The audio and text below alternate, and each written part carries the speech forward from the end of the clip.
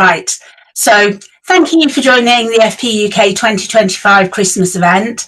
Tonight, Dimine are our sponsors, and one lucky person is going to be picked at random to receive £100 worth of ink.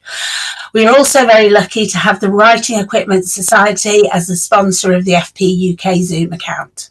Tonight, we are joined by Sarah Coleman, aka the Inkymole.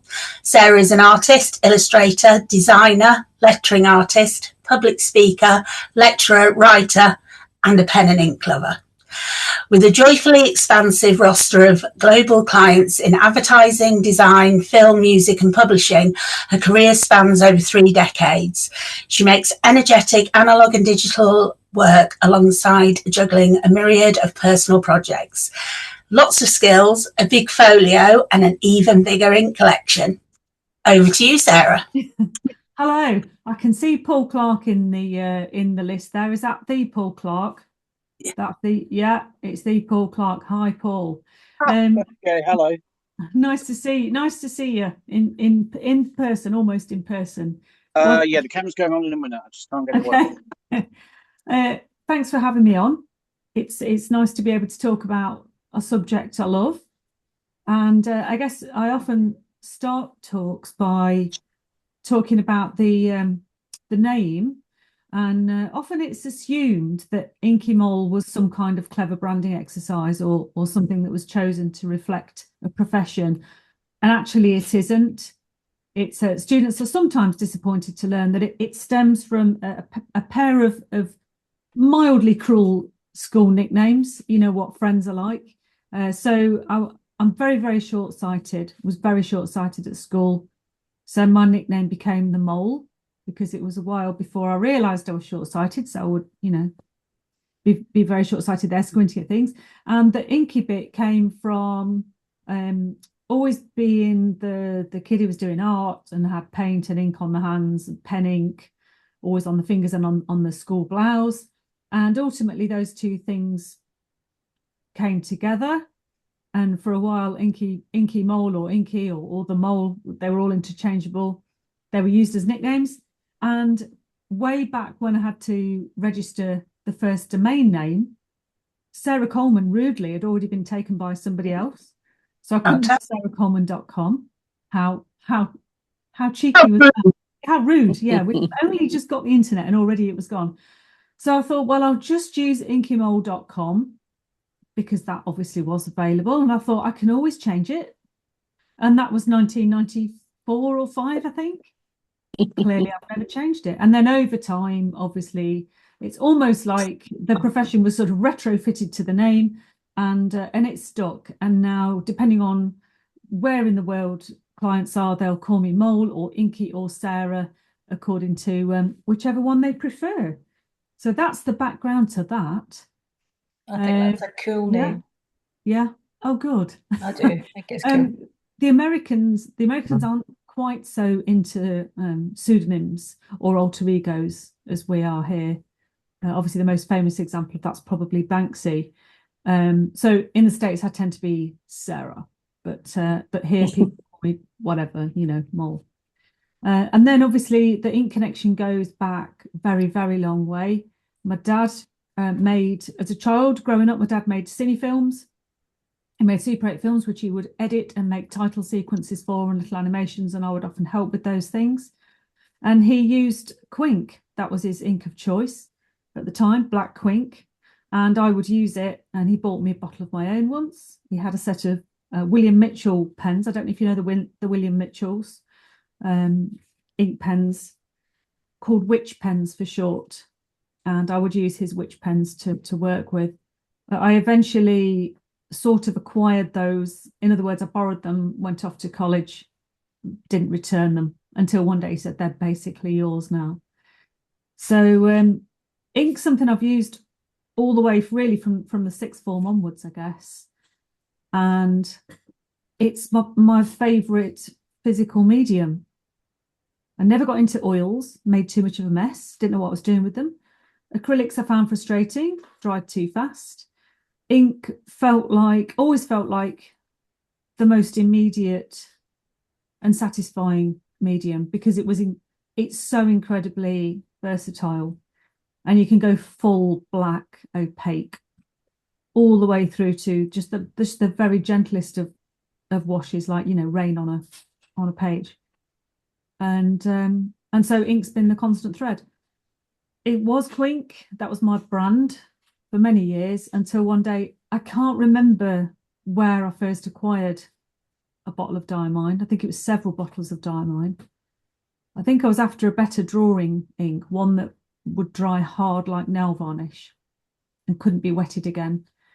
I think I tried a Diamine then, and from that point on, it's been Diamine, and now I'm part of the team as well. So yeah. So I hope no one's gonna write to Diamine after this and say all she talked about was Quink, because that's basically where I started. But genuinely, Diamine is genuinely the best ink I've ever used, and that's why I continue to use it. I wouldn't use it if I didn't think it was the best. It's made in the UK as well, which I really like, and yes, just contains all good stuff. And they keep coming up with these colours. Just when you think they've done all the colours, they come up with 24, 25 more every year, and they keep it surprising. Yeah. Have you done their mix class and mixed your own colour? I haven't mixed colours, but they have made colours for me. Yeah. Right. So I haven't actually. Well, I have, because obviously I do mix colours together. If I can't get the colour I want, then I will put 2 things together or 3 things together. So I mean, for example, I've got one up here, if I can find it, called Mutant, which didn't work very well. I don't know if you can you see the shelves behind me? So that's some of the collection. On there will be inks that I've mixed together successfully or otherwise, made far too much and just put them in a container of their own. Yeah. So there are a few Mutants there behind me. Do you know how many bottles of ink you've got? I don't. No. No, actually. At one point I knew how many pens I had, because we did have a count up once just out of idle curiosity, but not bottles of ink. That's a really good question. I mean, it's gonna be at least a couple of hundred, I would say. And are they all Diamine? There is mostly Diamine, apart from at the bottom. I'm just referencing here. At the bottom, I've got a few Winsor & Newton. I've got a couple of Daler Rowneys as well. I've got a Dr. Martin or two for the the sort of luminous pigments that they do, and I have also this beautiful Herbin, which I bought for the box, and also bought it for the bottle with the gorgeous seal on it. So I've got a couple of who wouldn't, and of course that's got the gold shimmer in it. What else have I got? I have I'll tell you what I have got. Hang on one moment, bear with me.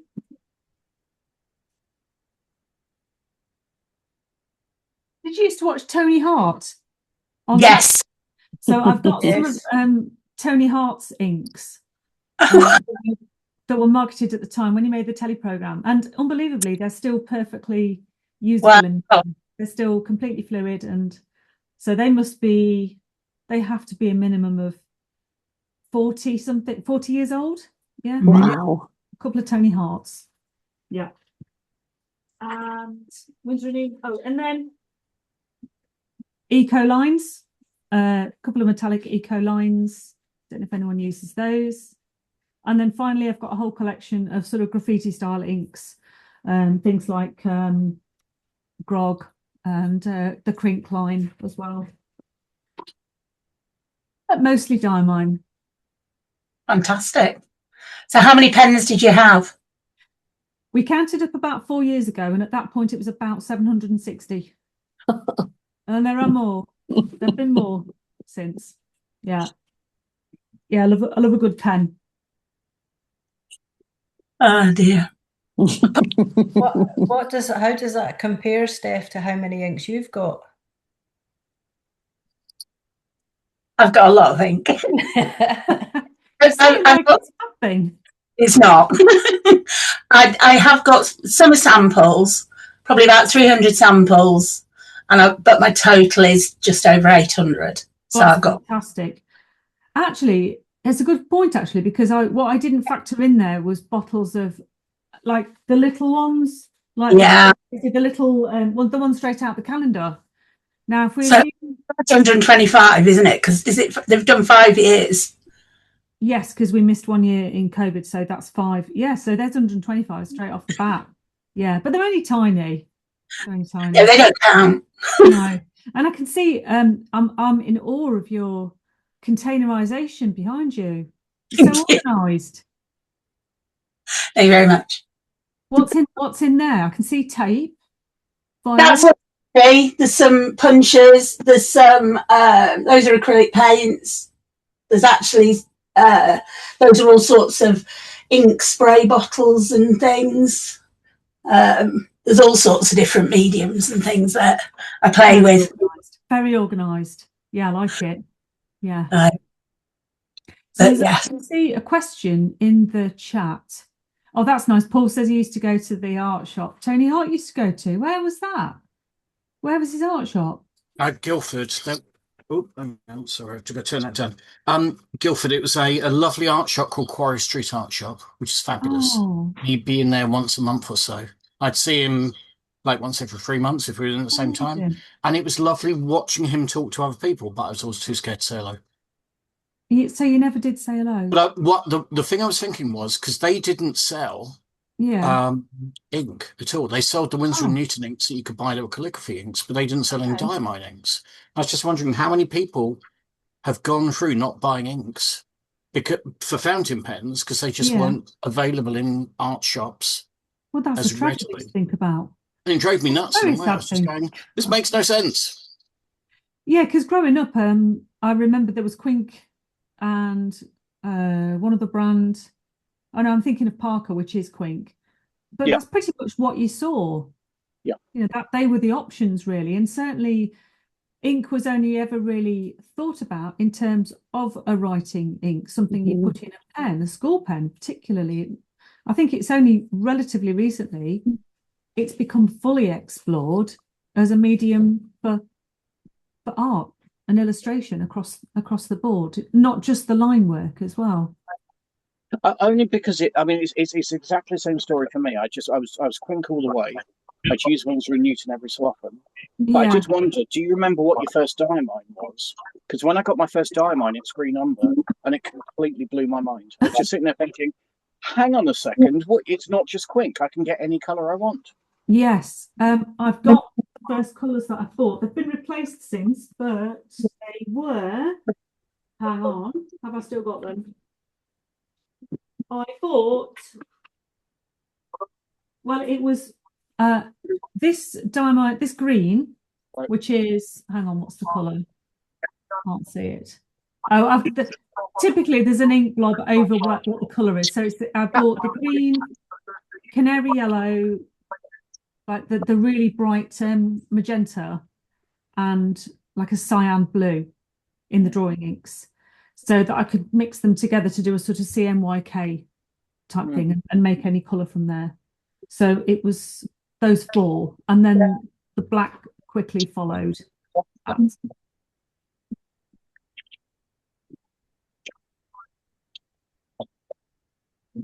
Terry says that her first was Bilberry in 2020, and it was a very slippery slope. Oh, a slippery slope. Oh dear. Sultana is asking, what are your top 3 diamine inks? So we're not asking you to pick one. Top 3.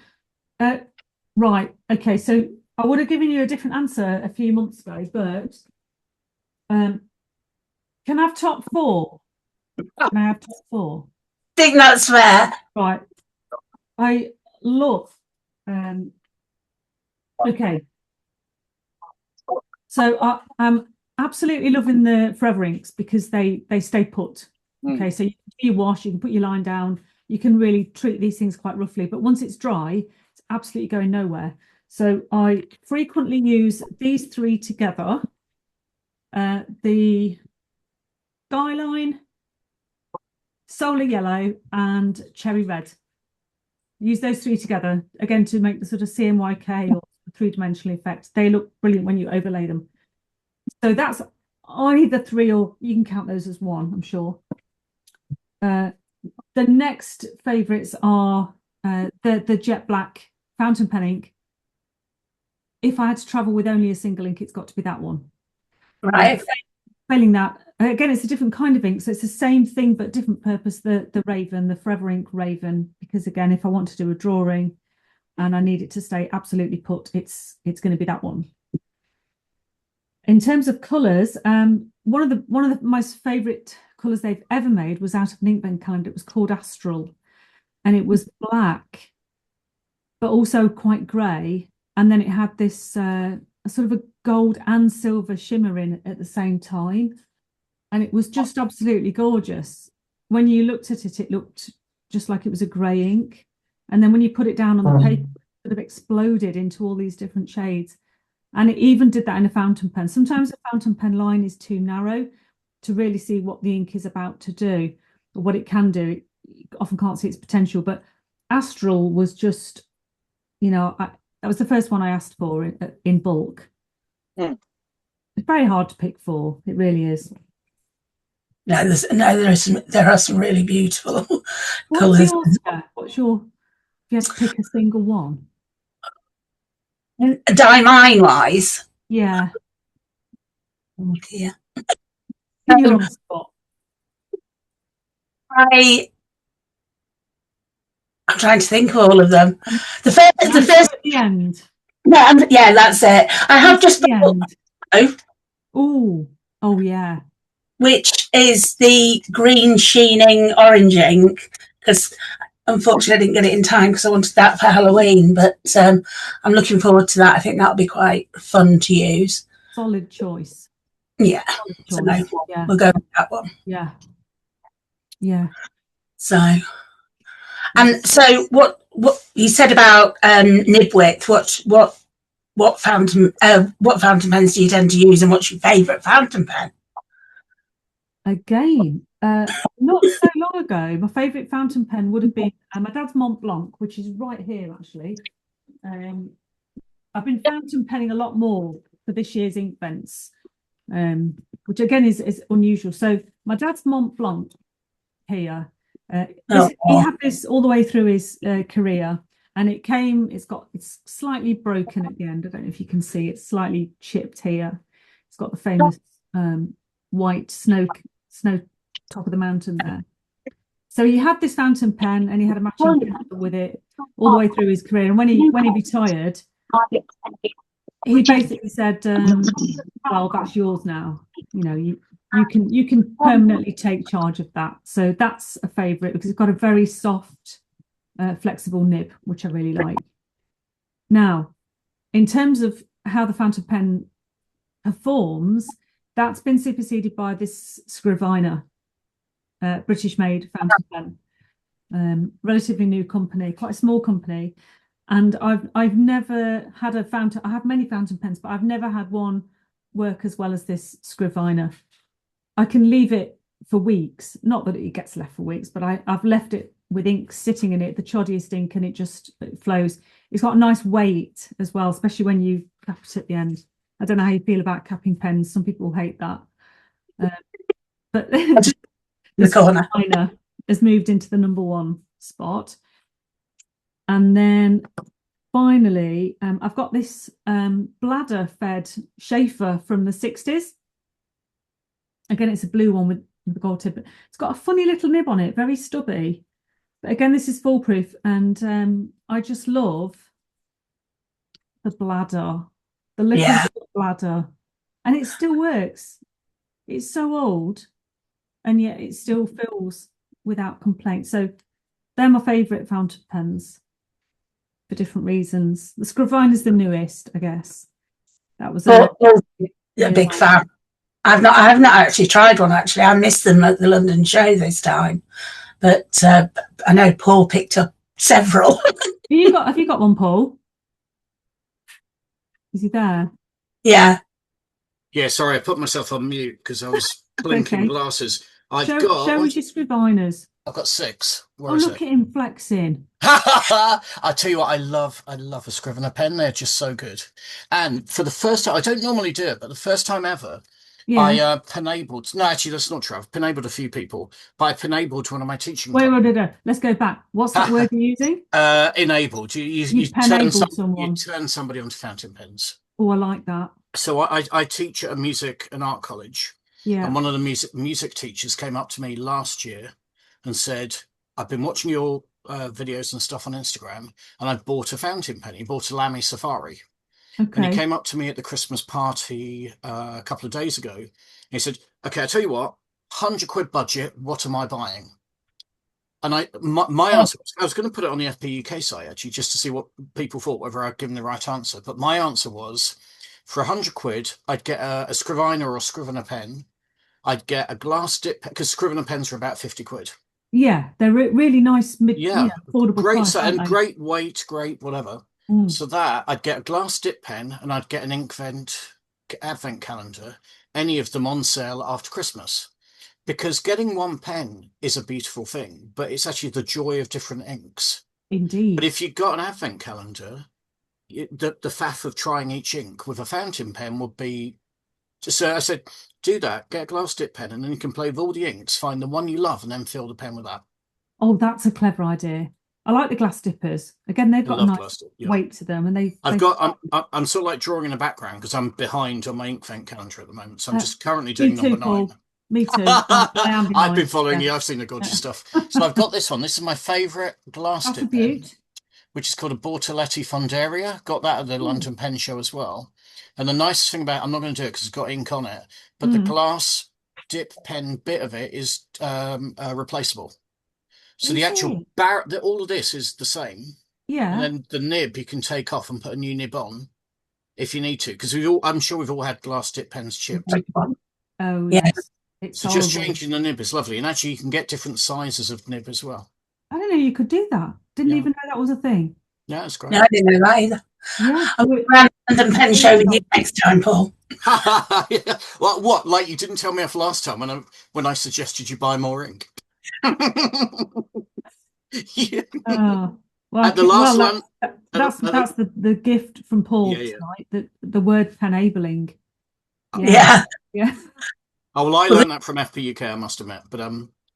But yeah, I was really pleased to do it because he was sort of like he has over the past year, because he's a music teacher, and over the past year he's just started doing all of his written music annotation with fountain pen, and he's so delighted to be doing so. Every time I see him, he's going, he's same age as me, so he's not young, but it's brought this new lease of life to him, which I love.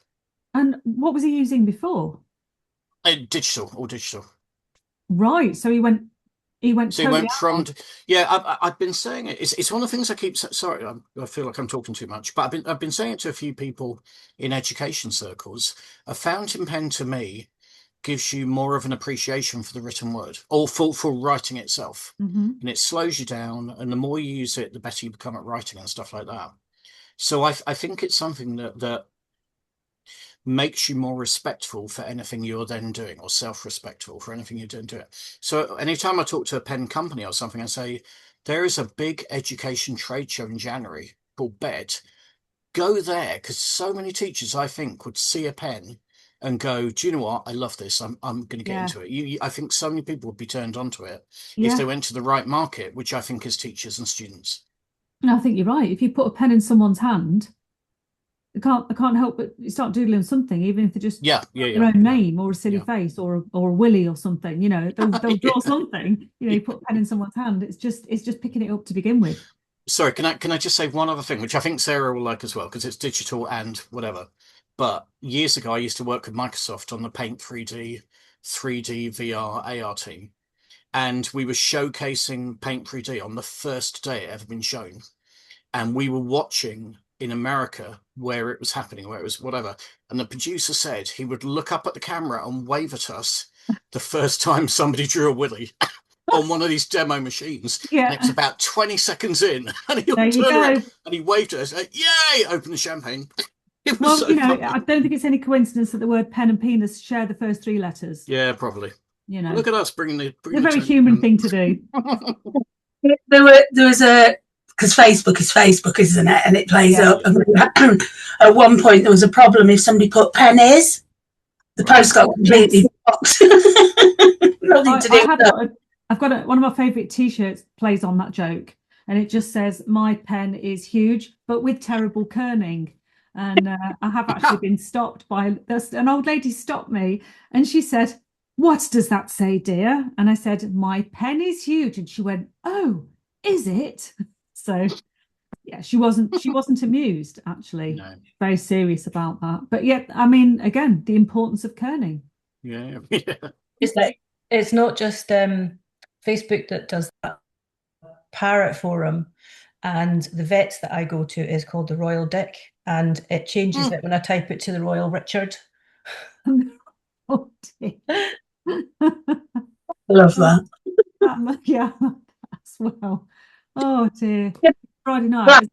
I say, anyone actually had a drink yet? I do have a glass of wine. Oh, good for you. I was about to ask you what colour. I'm on a red base rosé. Yeah, that's nice. That's nice. It's a Temarello red grape, but is a rosé. Okay. Paul said, I think when we were talking about the glass pens, he said the Bortoletti. I'll put it in the chat. Bortoletti Fondaria. Yes, is great. And Dominic says the next Kakamori glass nib release is on the 16th of December at 2 a.m. Oh, I really want one of those. Yeah. Kakamori do some great inks, but they also do they do a brass and a steel dip pen, which really holds a lot of ink. So they're really good. They're worth playing with. So you spend less time dipping and more time working. Yes. Oh, they're also they're like a Fude nib as well that you can get varying widths by just tilting it. I'm just trying to look. I've got one, but can't see it. That's the Kakamori nib, so they're good. Yeah. Well, I've got some things to look up afterwards, haven't I? You can guarantee if you come on one of these chats, you're going to end up spending money. Whether you or come to the London Pen Show. They're all a lot of them are there. It's where I've made all my discoveries. The pen show. I think I've been once in all this time, but it kind of. I think about it and then I think, I should really go there. And the next thing I know, it's already happened. But I really should be there. Where are you based? I'm in the Midlands, Leicestershire. Right. So I was about to say they did have a Birmingham pen show, but they've actually changed it to Cheltenham this year. Next year. Okay. Cheltenham's a little bit further off. Yeah. I'm in the middle of the country, so technically I can get anywhere. Especially, I mean, London's an hour and a quarter away on the train. So anyway, let's do some more ink chat. What should we talk about? Ink questions or everybody's gone quiet. Can I ask a question, which is when you were at college and when you were sort of like finding out your ink footsteps, who were the artists that inspire you? Who were the ones that you went, that is the one that made me think ink is the thing? Excellent question. Charles Keeping. Mm-hmm. Still adore Charles Keeping now. I still get his books out and look at them. I look at his illustrations and go, why aren't I that good yet? Absolutely love Charles Keeping. Victor Ambrose. Mm-hmm. You know Victor Ambrose's work? No, I'm just looking. Yeah. Okay. Charles Keeping, I did know. I'm just looking at Keeping, So Victor Ambrose, my auntie bought me a book of Victor Ambrose's illustrations of Shakespeare's plays. And my mum and dad were horrified. So I think I was about 9 or 10, and it was the goriest book I'd ever seen. Blood, daggers, murder, skull, ghosts everywhere. Yeah. Perfect. But he worked in ink. So Victor Ambrose's illustrations were these really visceral line drawings with these pops of colour in them. And so from a very early age, I looked at Victor Ambrose, and he's still someone I would aspire to be like. Quentin Blake, Gerald Scarfe as well, Edmund Dulac, Aubrey Beardsley, There's a few. I mean, they're all of a particular era.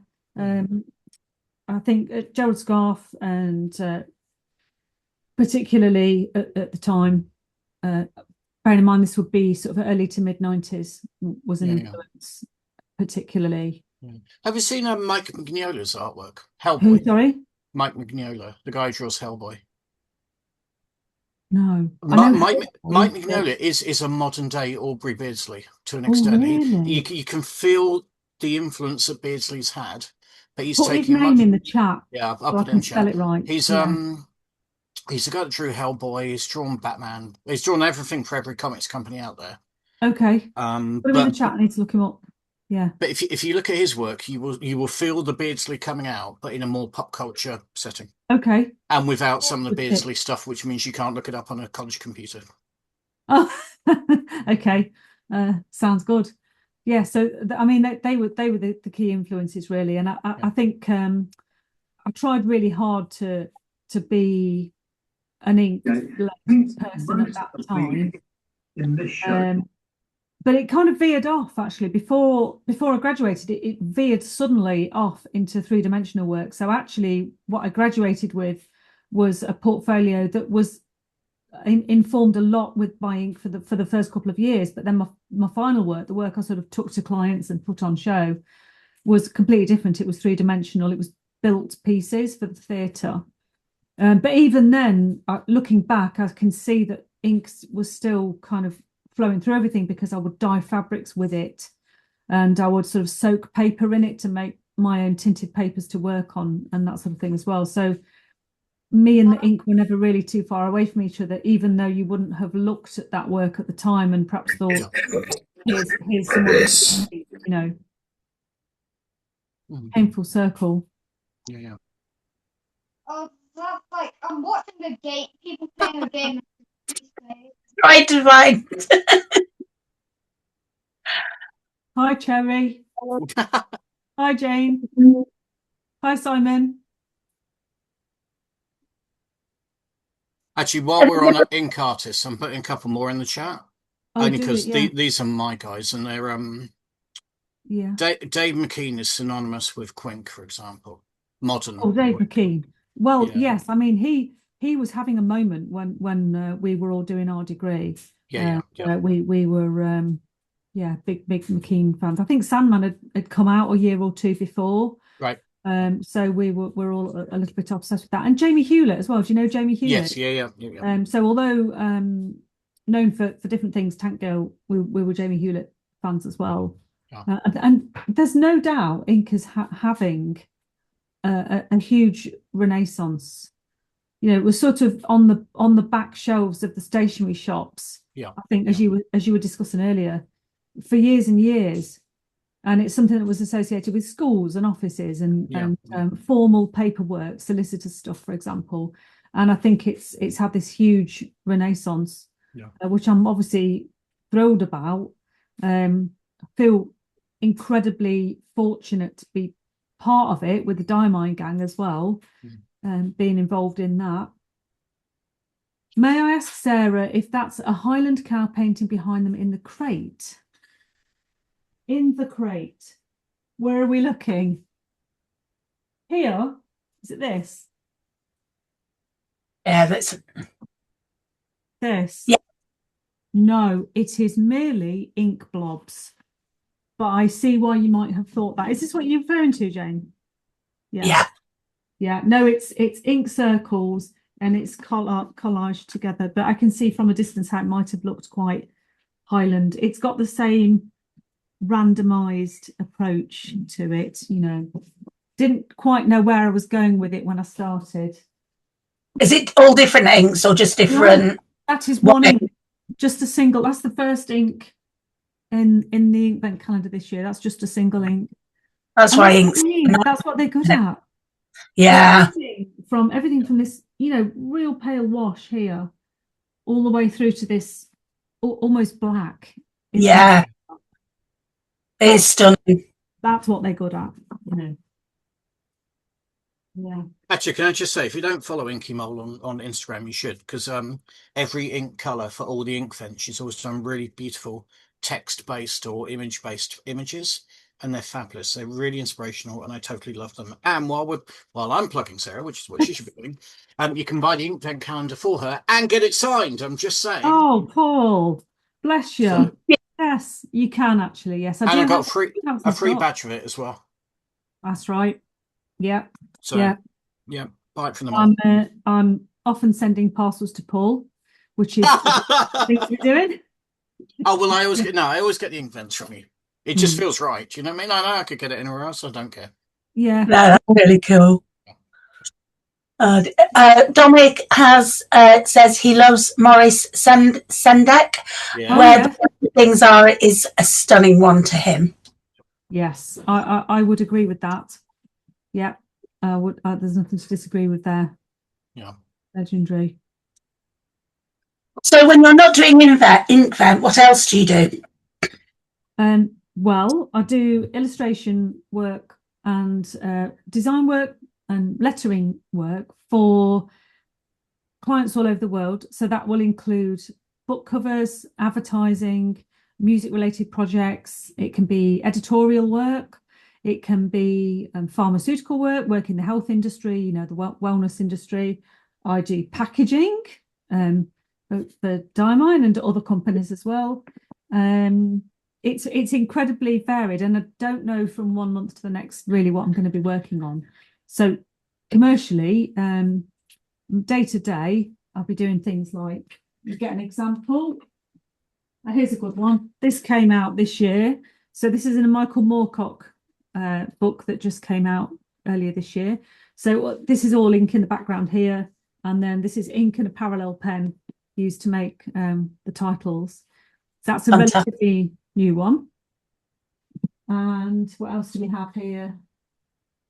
Oh yeah,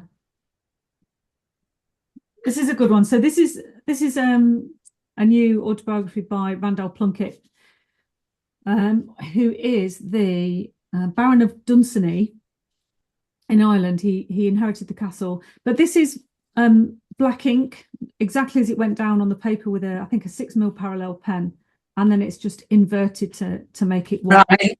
And then it's sort of I've reduced the opacity, so that's ink and digital working in harmony to make the finished piece. I don't know if you can tell, it's got a lovely spot varnish on it as well. Can you see the spot varnish on the lettering? Yeah. Lovely. I did see that one on your Insta. And then what else have we got? So I've actually got a little editorial job here. So this is an example of something I might be doing. I had about I think I had 3 days from email to delivery. So this was the Telegraph magazine. Right. And they got in touch and said, we're doing a feature on hampers. Can you do us some classic lettering? So pens out, things like that. Oh, amazing. So I just do the lettering and send that off. And then they decide which versions they like. And then I just applied them digitally over the photographs. That's an example that's sitting there. But yes, it's very varied, very varied. Excellent. So, sorry, going back to the Diamine Forever inks. Yeah. You said you loved the black, and if that was the only ink you had, that's bold. If I only had one, it would be that one, yeah. What other black permanent inks have you used? Because I've only got one Forever ink at the moment, which is the aqua or the teal coloured one. Black permanent ones. I got an Indian ink. Right. I use this one as well. It's still on the shelf. One sec. Because at the moment I use R&K sketch inks, which I quite like. So I just wondered if you'd ever use that and how they compared, what they were like. Who's are they? Sorry. I can't pronounce it. R&K is. Anybody want to help me out? I'd have to see it written down. I can't picture it. If it's good, I'll have to go with it. Rower and Klingner. Thank you very much, Jen. Yes. So, and oh, it's Paul. Bless him. Paul's just dropped it in the that's a name I don't know. So they do like a set of inks that are permanent called sketch inks, and they've got a really good flow. So I just wondered how they compared. But if you've not used them, I've not used those. No. So I've used. So I used to use the Diamine drawing inks as permanent inks. They go down almost like it's not shellac, but almost like a shellac finish. It's hard and it's shiny, so it's not ideal. And actually, if you do apply enough water to it post drying, it will start to go back to being liquid again. So it's not actually completely permanent. Right. I use this Chinese ink as well. Right. So, I found the mutant ink, by the way. There it is. Oh. I love that. So the only other permanent one is I've used there's a graffiti ink called Grog, which is permanent, but there's no way you would put that through a fountain pen unless you hated said pen. Yeah, I mean, there was do you know Culture Hustle? Yeah. Stuart Semple's brand. Yeah. Paul, is that Paul? Is that you, Paul? Do you know Culture? Yeah, I know. I use that sometimes. I like the permanent black, and I like their pink ink, but I can't remember what it's called. You liked the permanent ink, did you? No, I like the they did a black 2.0, 3.0, the like the massively black one. Yeah. Yeah, and they did I can't remember what it's called, but it's called Pinkiest Pink or something like that. And I really like that. That was a really hot bubblegum pink that I like. Nice. He's very good at very, very heavily pigmented stuff, isn't he? Yeah, yeah. But no, I've never found one as permanent as this. So I did try the Culture Hustle permanent one, but I didn't really get on with it. I didn't really like it. It was a bit sticky for me. That I think that's the problem with a lot of the black permanent inks. Sticky's a good description, I think. Yeah, you know what I mean by that, don't you? Yeah. Helen's popped in. She uses Demitri's document black in all her drawings, and that's really permanent and flows really well as well. That's another name I don't know, so I'm appreciating all these suggestions. I was going to say I use Kakamori pigment inks, and they're very good. They might not necessarily go as deep as you may wish, but they're very permanent and they're very waterproof. Waterproof's important, I think. Yeah. For me, when I'm putting a drawing down, and then I want to go back in and wash over it as well. And also Platinum do well, they've got a very, very, very permanent ink, but apparently it's quite picky about what pen you put it in. It's very expensive, but it's if I can find it, I'll put it in the chat. Put a link in. They've got Platinum Carbon Black, which is a pigment ink, but they went a step further. If I can remember what it's called. I'll send a link. I don't know what I'm trying to pronounce these things. I can barely speak English. You haven't had enough wine. You need more liquid courage. More wine, that's what I need. More wine. Sultana's asked a question in the group. She's in the chat. She's asked, is there a specific book cover or editorial piece you particularly loved creating, and why? There are a lot of book covers I loved creating a lot for different reasons. Each one I loved creating for separate reasons. Probably the most famous one is To Kill a Mockingbird, which was obviously delightful to produce because it is such a huge part of the canon of literature on a global scale, and also one of my favourite books.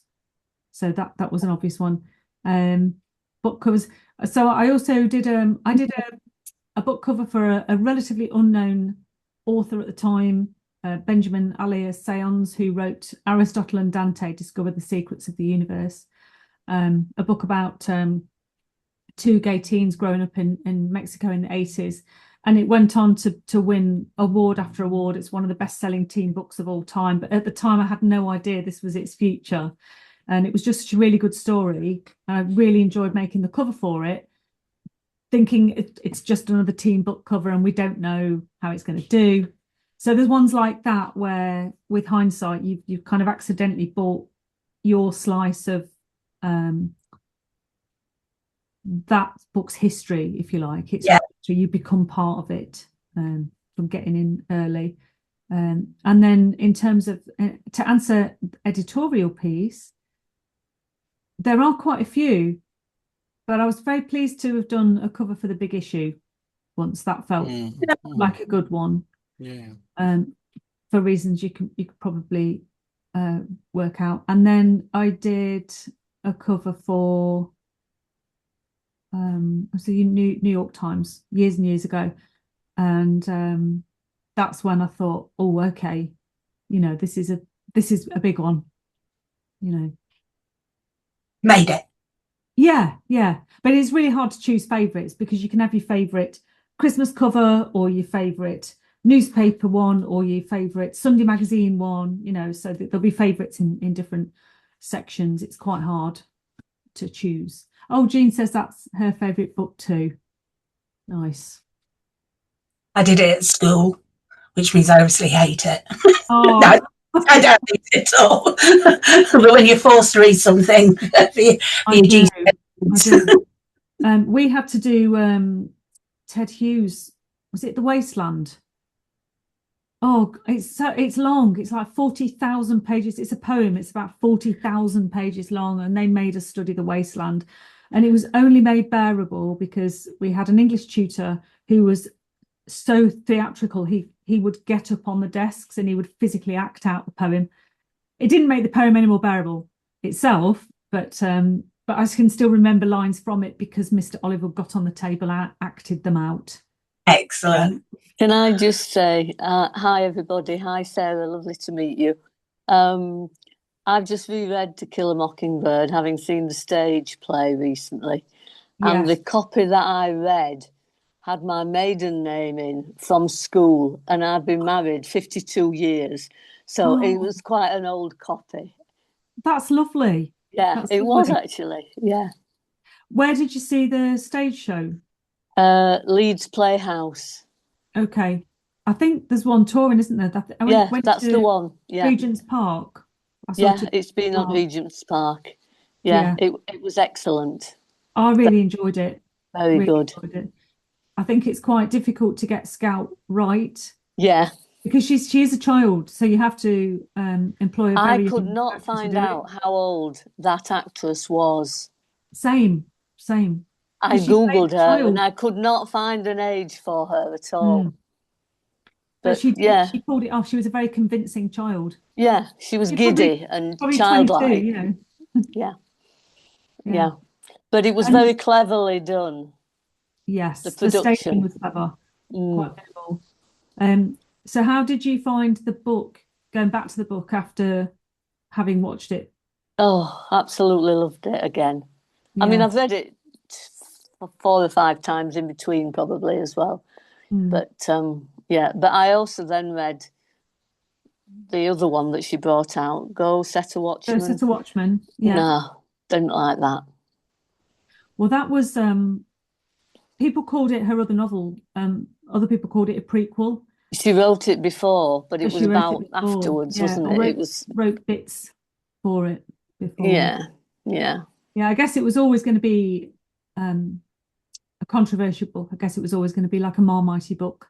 Yeah. There is another book by her out in the bookshops at the moment. I don't know whether it's short stories or short pieces. Oh, yes. It's essays and prose, isn't it? And yeah. Interesting. But yeah, To Kill a Mockingbird. Yeah. Brilliant. Yeah, it's a classic. And you've watched the film, I presume. Yeah, a long time ago. Yeah. Very good. Yeah. Anyway. Well, the cover of that book was done. It looks like it could very easily be digital, but it was all done with black ink, and then it was scanned. Yeah. So, it could, but mine hasn't got that cover, obviously. Yours has probably got one of the really iconic covers on, if it's that old. One of the classics. Yeah, yeah, I think it has. I can't. Yeah.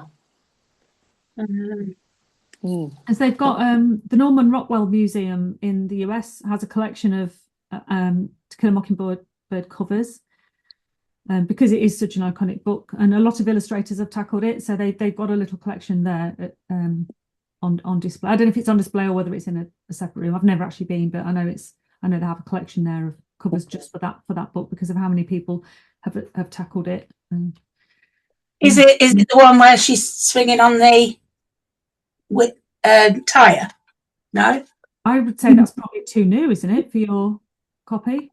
I think, yeah, I think I don't think mine has an illustration in that sense at all. It's I always like the Quentin Blake stuff. Yeah. Oh, sorry. No, sorry, I've got a phone call. I'm going to have to leave you. Oh, annoying. Nice to see some faces and nice to meet you, Sarah. Yeah, thanks for coming, Jean. Jane. Okay, thank you. Thank you. Bye. Now I have to find out how to leave. I've muted her. So, sorry, Dominic's got his hand up. Sorry, Dominic, would you like to ask a question? Yes, please. Sarah, you have you put a lot of work out on your website. I've just had a look at it, and I've looked at it before, and it's fantastic. How do you protect yourself and what you do, your work? Because, I mean, have you had any cases of people stealing stuff, logos, images, illustrations, and using them on other items where you haven't been paid for the design? And what do you do to protect your work? So the answer to the first part of the question is yes. Many times my work's been ripped off, stolen, deployed without my permission or consent. Many times, countless times, in fact. Depending on where that's happened, there are different approaches to that. One of the worst hotbeds for this is places like Redbubble, Etsy, and more recently, I've stuck my toe into Temu, but I daren't look too far into that because of what I might find. But places like Etsy and Redbubble, they have policies that are supposed to prevent the acquiring of images and putting them on your own products, passing them off as your own. The only thing to do there is they have complaints procedures. You fill your form in, you log the artwork that's been stolen, and then they will take it down.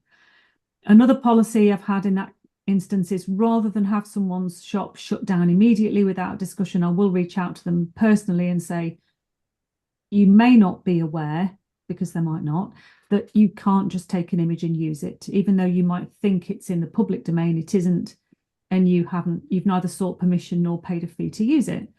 And in a lot of cases, people are genuinely quite taken aback.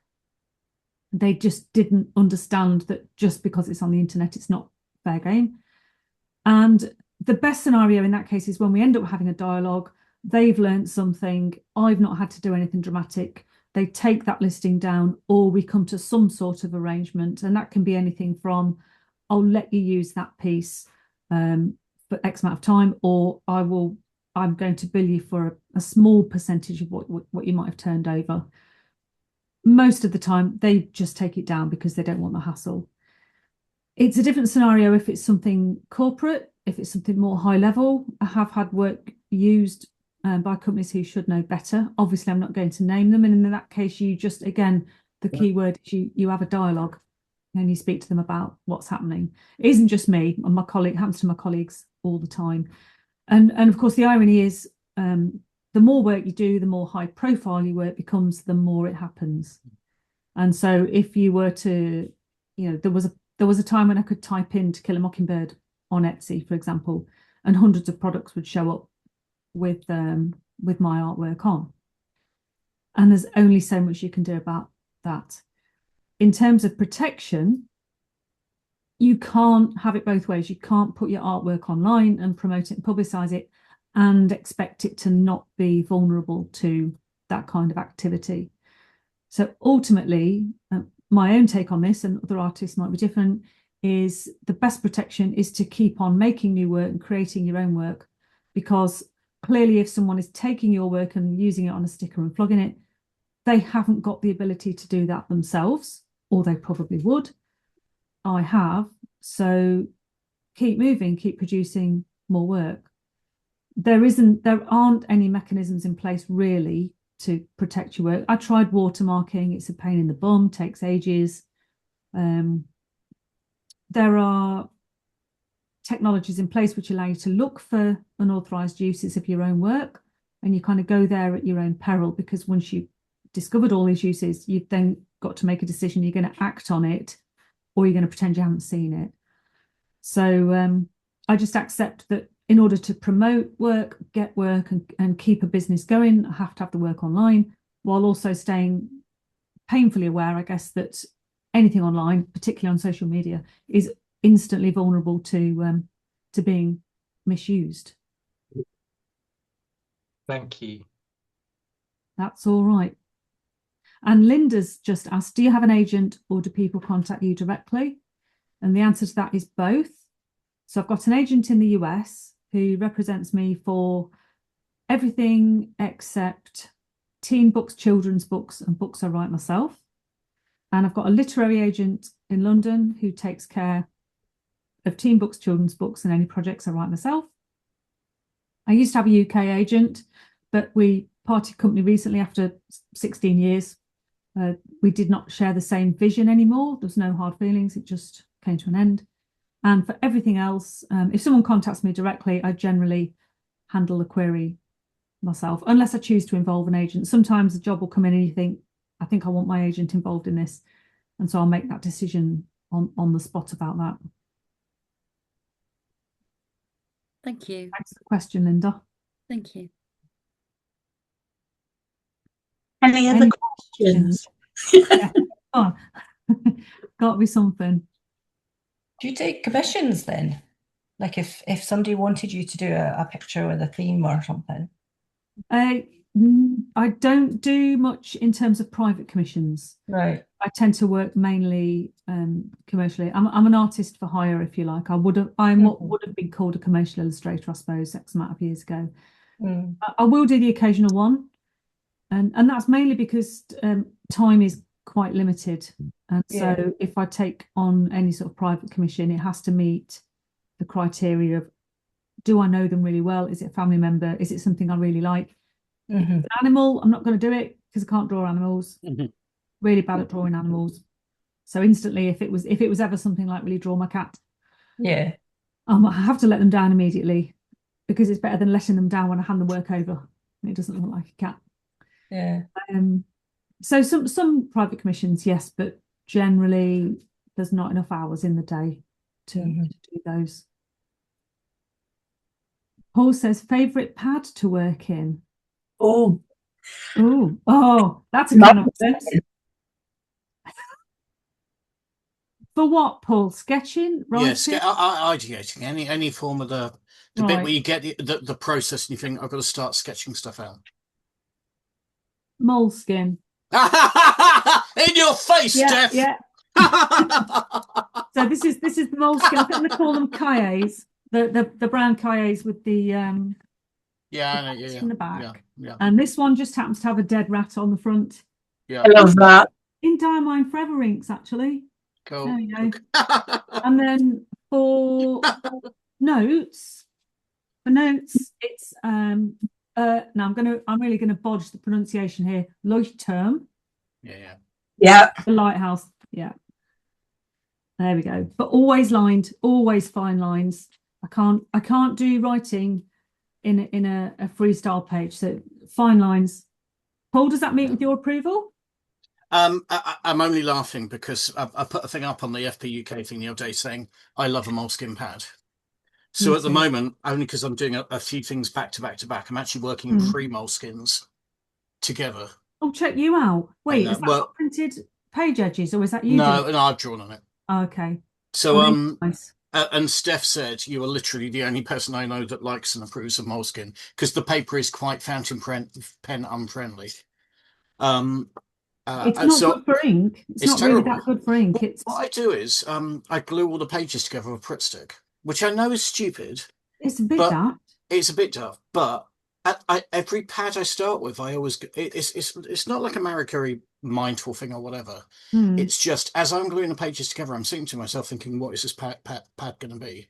But I would rather have 8 shelves with exactly same shaped notepads. And I can look at 100 notepads and they're all the same shape and they're all the same width and they're all the same. The covers are all different because I've got all different covers. Yeah. But it just brings me more joy to see those shelves than it does the irritation to have to glue the pages together. That's fair enough. And what size, Paul? What size do you go for? Mine are B format. Yeah, what are the Cahiers or whatever? That's right, yeah, Cahiers. So I've got a few of those. I use those in January when I do my planning for the year or my speculative. No, I don't. I do my planning for the year and then look at the end and say, well, that didn't work, did it? Every year I always go, none of that happened. Okay. But I use the whatever they're called, the normal size moleskins, the A5 size, large, and then every so often I use the pocket ones as well.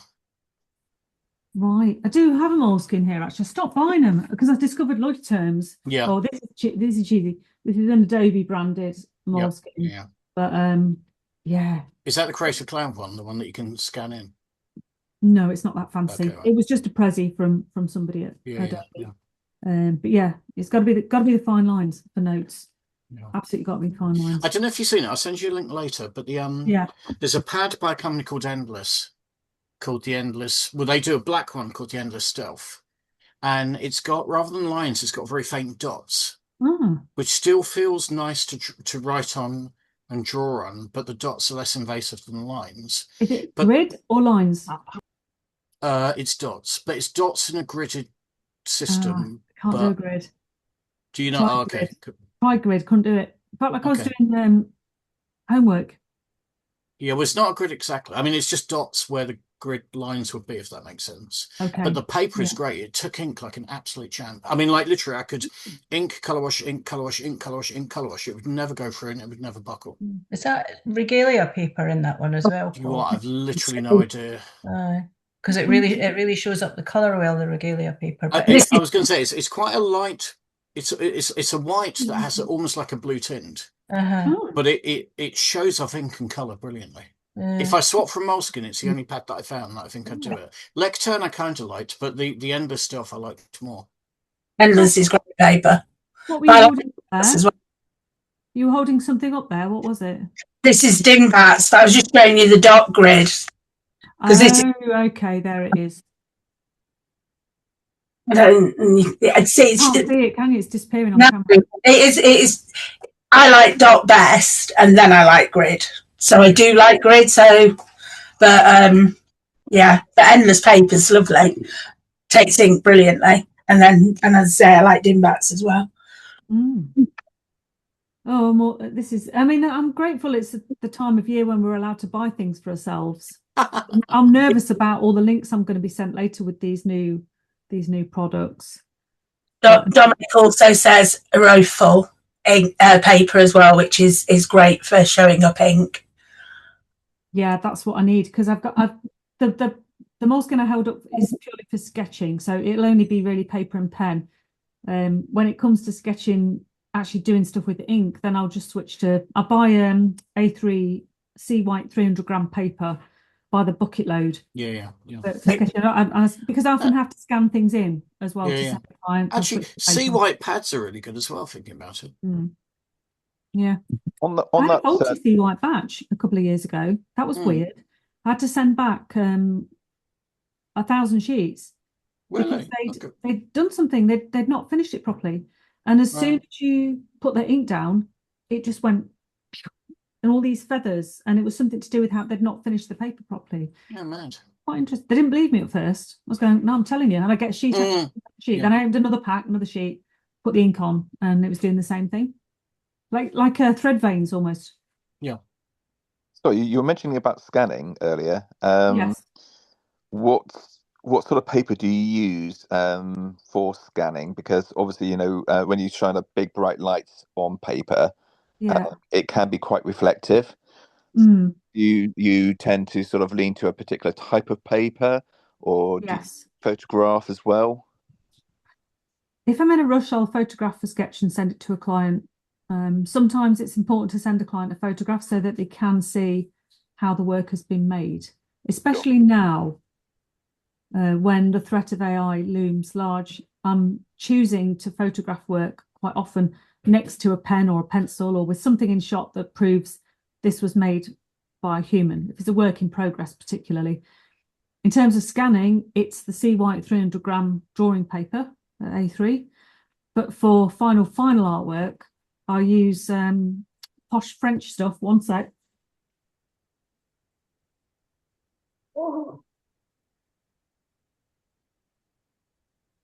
Oh, love Canson. Yeah, so that's for final artwork. It does have a very slight texture, which sometimes picks up. That's the only slight drawback with that one, but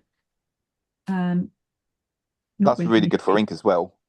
Pardon? That's really good with ink as well. It's brilliant, absolutely brilliant stuff. I wish I discovered it 10 years ago. I use it for doing watercolors, and I use Japanese Genzai watercolor pigments, and it holds up like a champ, and it just renders colors just so beautifully. It can be annoying sometimes, can't it? Because your work can be really vibrant, and then you put it on, you offer it up to your scanner. It's like if the scanner's having a bad day, it can kind of go, yeah, we'll take that down a bit. Hence my sort of my questioning, because you know, in my sort of time, because I do a bit of digital illustration, and I also do a lot of fountain pen illustration as well from time to time. But trying to get it scanned into the computer and to replicate the colors, it's such a complicated task. It can be, yeah. I mean, years ago, 20 something years ago, I had to drop an obscene amount of money on a scanner just to eliminate that issue. It's mildly temperamental now, I think, purely because of its age. But there came a point where I realised I couldn't go on with my little Canon A4 scanner because I was working much bigger, and B, it wasn't up to the job of capturing colours. So I spent a king's ransom on an Epson, and touch wood, still going now. That worked out good value then in the end, didn't it? We're having a period where loads of things are breaking and wearing out. So it's just before Christmas. Yeah. Something big always goes before Christmas. Yeah. I've got also one final question. Yes, okay.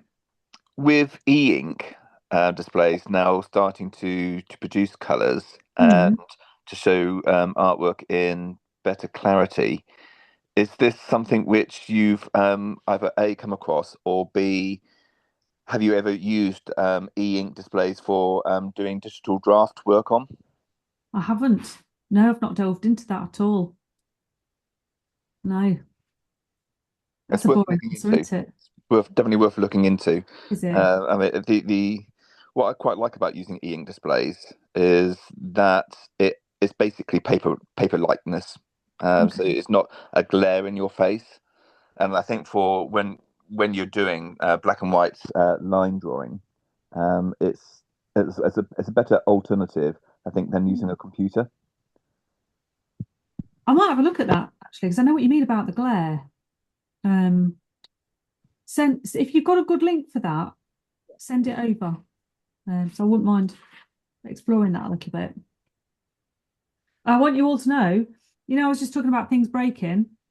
Oh, don't say the scanner. No, not the scanner.